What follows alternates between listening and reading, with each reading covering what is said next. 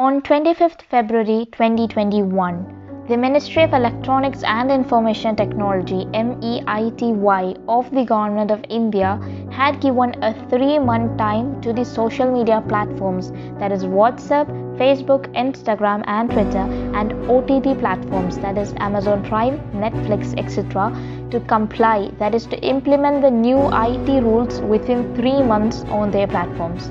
And the deadline expires on May 25th, that is yesterday. Unfortunately, none of the social platforms except Koo, which is an Indian version of Twitter, complied with the new IT rules. So what are these new IT rules? According to these IT rules, all the social media platforms and OTT platforms are supposed to appoint a new compliance officer from India. The officer will look over the complaints, monitor the content and remove it if it is objectionable. And according to the government's view, they think that the social media platforms do not have a code of self-regulation. Therefore, it wants the companies to include representatives from the various ministries of the government, I repeat that again, and to form a committee to regulate the content. And the government is saying that it is for protecting the people from fake news, from crimes, etc. The new rules also mention that the committee will have the sole power to take the actions on complaints of the violation of codes. The new IT rules 2021 say that digital media platforms now require a larger grievance redressal mechanism, which will include a chief compliance officer, a nodal contact person, and a resident grievance officer. Well, but no one thinks of the dark side of this rule, and today we will make you think. Why don't social media platforms comply it? Because it's for the safety of the people, right? Well, hear what the social media says. Facebook spokesperson says that they are trying to comply with the rules, but they need to discuss and engage with the government more. Facebook remains committed to people's ability to freely and safely express themselves on our platform. You have to read that again. I'll give you 5 more seconds. Facebook remains committed to people's ability to freely and safely express themselves on our platform. Now let's see what WhatsApp says.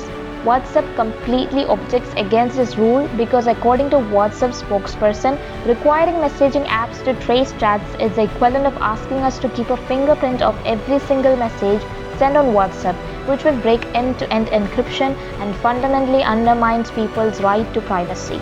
We have consistently joined civil society and experts around the world in opposing requirements that would violate the privacy or privacy of our users. Anyway, no social media wants or likes to give away the power of voice of their users to the government, right? And if they do not comply to any of these rules, then what will happen?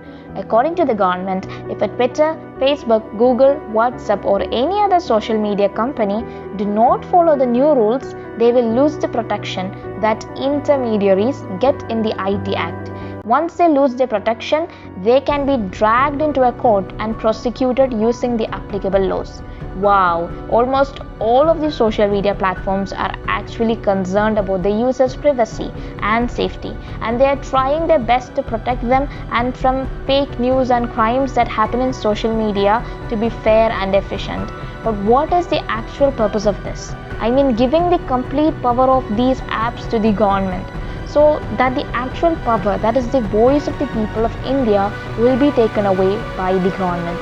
No one can raise their voice against the government, and according to the government, they might see our views as objectionable and confidently remove it, as well as this video, because people should not know the truth, right? So what is the government actually trying to do?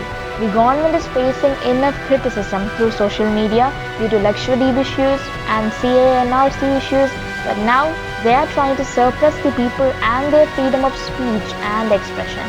And just imagine, if social media is banned, then can anyone raise their voice? Can anyone protest? Can anyone? And the worst hit for social medias is that in India, WhatsApp has over more than 53 crore users, followed by YouTube, which has over 44.8 crore users in India.